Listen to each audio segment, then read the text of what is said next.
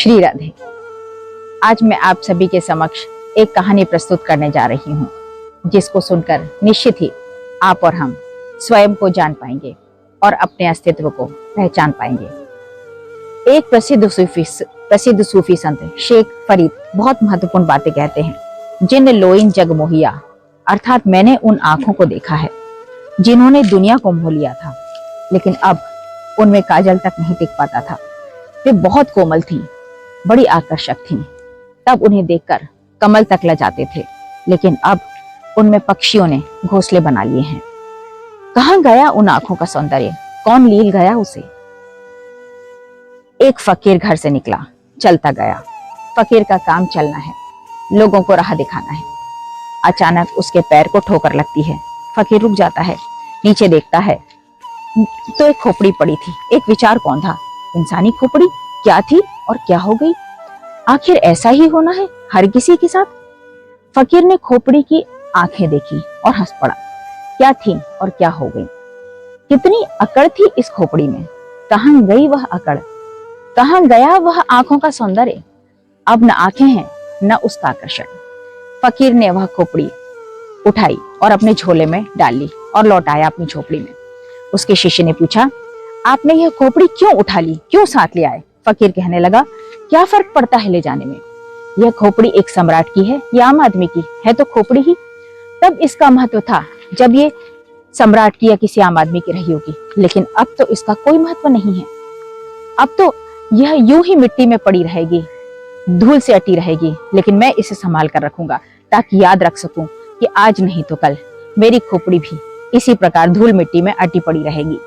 मेरी और तुम्हारी खोपड़ी पर भी लोगों के पैर पड़ेंगे, उनकी ठोकरें लगेंगी, लेकिन तब यह किसी से कुछ भी नहीं कह पाएगी, न किसी को रोक सकेगी। उस फकीर ने जीवन भर उस खोपड़ी को अपने पास रखा। कभी उसे लोग गाली दे जाते, हंस देता। अगर कोई उसका अपमान कर देता तो उसकी नजर अपमान करने वाले पर नहीं, खोपड़ी पर पड़ती। वह खोपड़ी पर देखने लगता और हंसने लगता। मूर्ख हैं ये लोग, सत्य को पहचान नहीं रहे हैं। एक व्यक्ति ने बड़े क्रोध से फकीर को पत्थर मारा। पत्थर फकीर को लगा। फकीर ने पत्थर फेंकने वाले की तरफ देखा तक नहीं और उससे कुछ कहा भी नहीं। न हाँ, उसका धन्यवाद जरूर किया। वह व्यक्ति चौंक गया। धन्यवाद कैसा? तुमने मुझे गाली क्यों नहीं दी? तुमने मुझे पत्थर क्यों नहीं मारा? इस पर फकीर ने कहा, मैं तुम्हें गाली क्यों दूं? तुम्हें क्यों पत्थर मारूं? मैं तो इस खोपड़ी की तरफ देख लेता हूँ, इसी से बात कर लेता हूँ। इस खोपड़ी के कारण ही मुझ में समझ आई है, क्योंकि आज नहीं तो कल मेरी भी खोपड़ी ऐसी ही होगी और तुम्हारी भी। मेरी खोपड़ी भी मिट्टी में पड़ी होगी और तुम्हारी भी। आज इस खोपड़ी में मैं, मेरा घमंड है। आज यह अपने सिवा किसी को कुछ समझती नहीं है। आज यह अपने आप को सम्राट मानती है और दूसरों को तुच्छ मानती है। स्वयं को विद्वान समझती है और दूसरों को मूर्ख समझती है। आज यह कहती है कि जो मैं हूं वह दूसरा कोई हो ही नहीं सकता। जो मुझ में है वह दूसरों में है ही नहीं। जो मुझ में अकल है वह दूसरों को तो हो नहीं सकती। लेकिन कल मेरी और तुम्हारी खोपड़ी इसमें मैं और मेरे से हीन होकर बीच चौराहे पर लोगों के पैरों की ठोकरें खाती रहेगी। तब यह अपने आप को दूसरों से श्रेष्ठ कैसे कह सकेगी? और हाँ, जब यह खोपड़ी लोगों की ठोकरें खाएगी तब मैं कुछ नहीं कर पाऊंगा और न तुम कुछ कर पाओगे। तुमने मुझे पत्थर मारा, मैं तुम्हें पत्थर क्यों मारूं?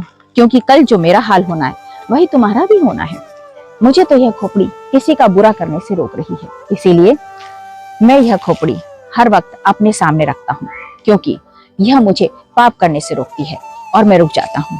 इसीलिए सूफी संत फरीद ने कहा है, आंखें बहुत सुंदर थीं तब जब यह हर एक को अपनी तरफ खींचती थी, लेकिन अब तो आंखें नजर ही नहीं आती। अब तो इसमें कशिश ही नहीं रही। अब तो घोंसला बन गई हैं।